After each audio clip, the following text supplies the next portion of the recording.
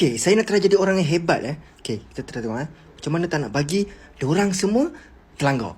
Tu je lah. Saya punya objektif tu lah sekarang kan. Kita tengok. Okay, sekarang saya letak 4. Okay, letak lagi. 5. Okay. Lagi 5. Rasanya boleh ni. Rasanya tak ada apa-apa terlanggar ke apa. Tak ada. Kita ni pemandu Malaysia semua cakap-cakap. 7. Okay.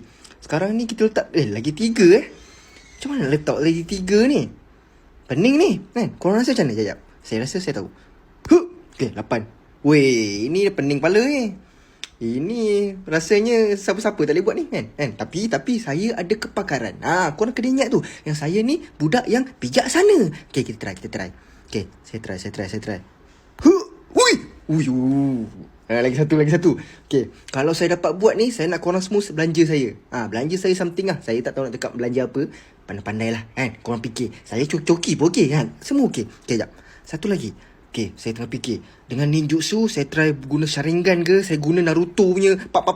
Saya tak boleh. Tangan lagi satu pegang handphone. Jap. Okay, saya tengah tengok. Depan hijau tu pun tengah kosong. Lepas tu belakang hijau tu, belakang dia tu kosong juga. Banyak kosong ni. Okay, kita try. Baca doa. Bismillah. Okay, saya tahu saya nak letak kat mana. Korang tengok saya letak kat mana. Okay. Allah. Tak, saya tertekan salah tadi. Saya tertekan pause. Ini saya geram. Okay, kita buat sekali lagi. Okay, saya dah letak 5. Okay, 6. Okay, 7. Okay, saya buat laju. Sebab saya kepakaran orang Malaysia memang hebat. Sekejap Allahu Akbar. Okay, tak apa, kita try. Okay, lagi sikit. Bagilah Chan. Ni last, confirm last. Korang tunggu. Saya akan buat hebat gila. Pak. Okay, 6 dah 6. Okay, relax. Okay, saya tengok saya akan buat yang hebat gila. Korang tunggu. Okay, relax. Baca doa banyak. Sekejap. Okay. Okay. Sikit lagi. Okay.